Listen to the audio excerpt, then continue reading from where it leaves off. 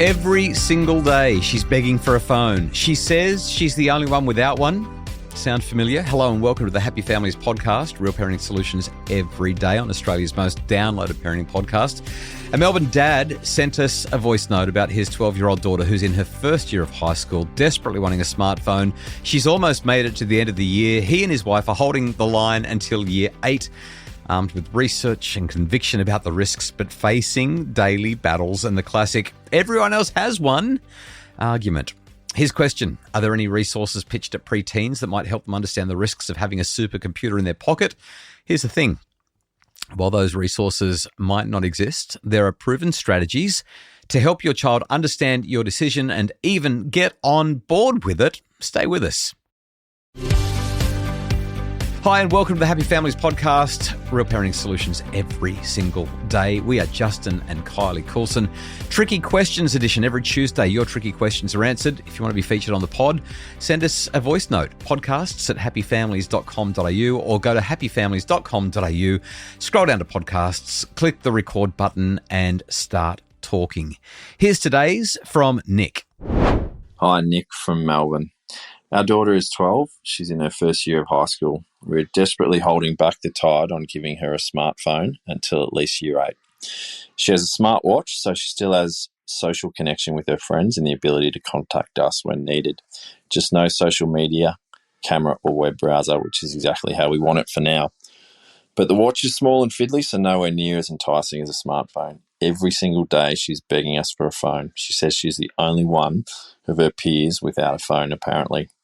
We've dedicated considerable time to researching the issues around teens and smartphones and have conviction in our views, but are there any resources or podcasts available that are pitched more towards preteens that might help them understand the risks to them having a supercomputer in their pocket? So Kylie, I love how articulate Nick is and how thoughtful he is in both what he's already done and the way he's asked the question. What's your initial reaction? Is he our first dad? Yeah. I think he's our first dad. We don't get a lot of male voices on the pod. That's great. Yeah, that is great. Like you said, I love how articulate he's been and I love how invested he is in his daughter's well-being.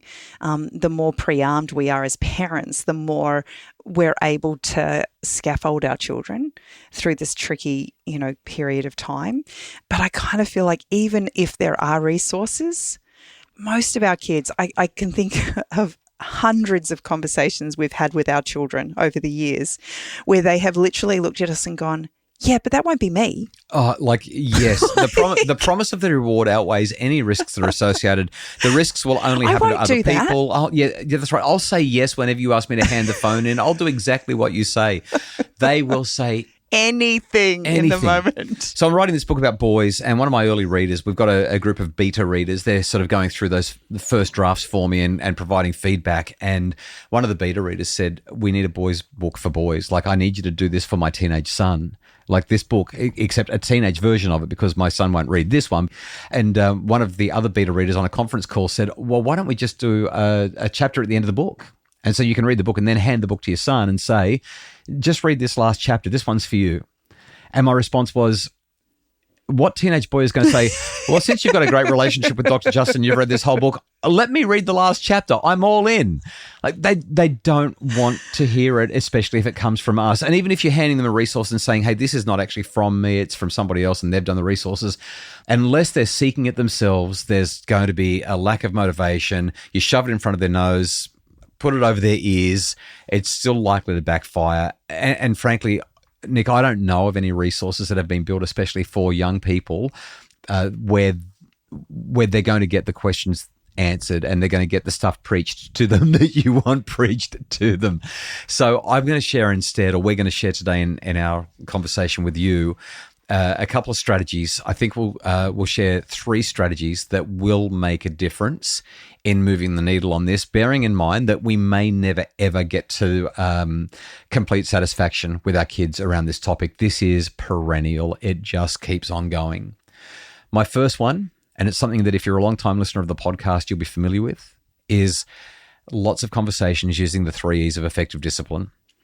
I think that so often as parents, we think that we can have a one-off conversation, hit the mark and move on. Yeah, that's right. And when we find ourselves back in that same place where we're having another conversation about the same thing, we think that our approach isn't working. I don't know what the research says on this, but I have experienced it even with you in our marriage. With me? Pray tell. The amount of times that we have a conversation and we come back and revisit it, and it's like, I never have said that before. Yeah, or alternatively, I'll have the idea myself. Or you'll have a conversation with your mum after we've had the conversation. Bring her into it. And all of a sudden it's a really good idea, but it wasn't a great idea when I brought it up.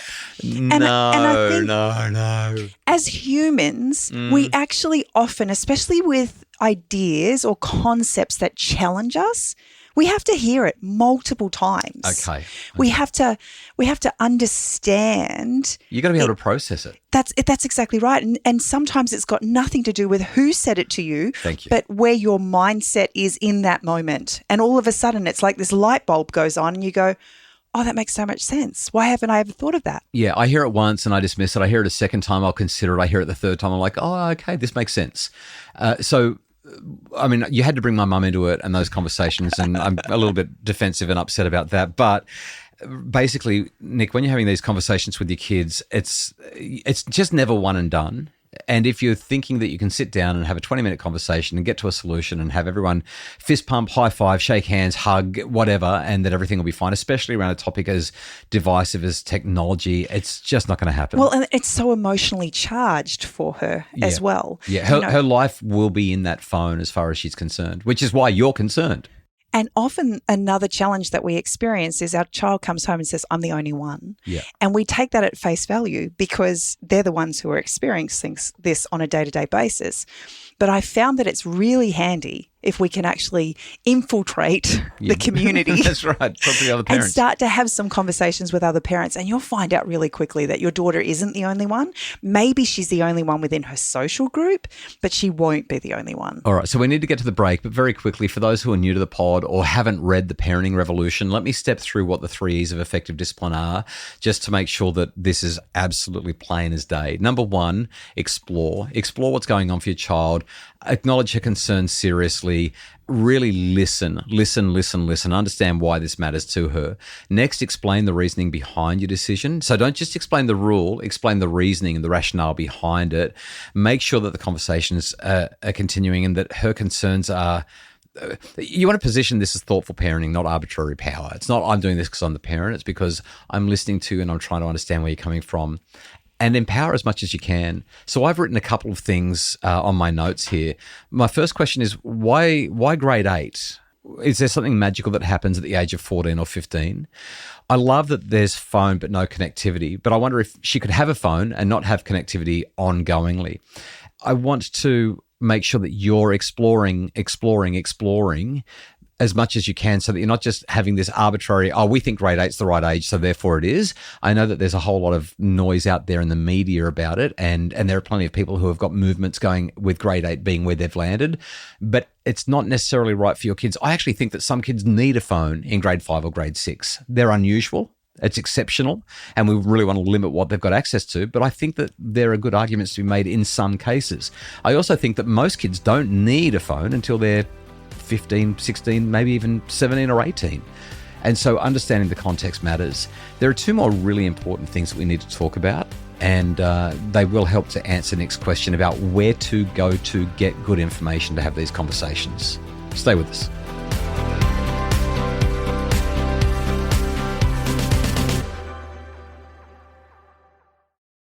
Okay, Kylie, let's run through a couple of other ideas that are going to help Nick from Melbourne with his daughter, who is the only one who doesn't have a phone out of everybody that has a phone. I've found that it's really useful to use content creators who discuss phone addiction and mental health impacts. And you can get your child to follow them on their social media platforms if they're willing to. So one of my favorites is Jonathan Haidt. Another one is called Official Herd. They're both on Instagram. And even people like Dr. Brad Marshall. the unplugged psychologist, people who have strong academic backgrounds and who are sharing really thoughtful content. Now, you might not tell them to follow them, but you might say, hey, once a week, we're going to sit down and just have a look at what other people are saying, and we're going to discuss these issues and see how you feel about it. I think that can be really helpful. I'd be looking for young people who are talking about their own struggles with technology. There's plenty of them. One of my favorites is Freya India, who is so good, Freya, Freya India. There's just something about how the message lands when it comes from somebody other than a parent. I mean, our kids are much more likely to listen to anybody but us, in spite of the fact that we are the quote unquote, it may be because but I think most of all, just say, hey, here's the information. What do you think? Like, show respect for her intelligence by inviting her into the conversations rather than lecturing at her. What's your third strategy? We had this experience with our year 10 daughter, and it was just so perfect. There was a school assignment that was given out that was very well timed, extremely helpful, and it was basically engage with the assignment was that our daughter had to engage with the argument that screens are causing harm to young people. And she had to write an essay or do a report or something like that, talking about the pros and cons for screens for kids. And she just engaged with that differently because it was a school assignment rather than us telling her no or preaching at her. So when the school makes it easy for you by giving you an assignment or giving your daughter an assignment, that's great because she becomes the expert. You can even ask her to present the information to the family. If the school isn't doing it, maybe you can create some informal research opportunities at home and invite her to put together a PowerPoint presentation making the arguments for and against. Because Lily goes to an industry school, so she's been in placement for the last 5 weeks. She hasn't yet experienced the new rules that have come in for this term. But when she arrives at school next Monday, she has to hand her phone in from 8:30 to 3. Yeah. Okay. And state schools around the country now have all got that rule. And I love that schools are starting to recognise the immense distraction and challenge that having a phone in your pocket all day, every day, is having on our kids and specifically on their learning experience. All right, let's wrap this up. Nick, I think you're doing the right thing. We think you're doing the right thing. This is valuable. It's important. It's also worth the struggle. On the pod a couple of months ago, we talked about a recent study showing people using phones without the internet improved their well-being over a 2-week period. We shared that with our 15-year-old daughter, and that research evidence shifted her. It may or may not work for anyone else, but it worked for our daughter. It's not about keeping her offline forever. It's about reducing access to the most addictive elements during these crucial stages of development.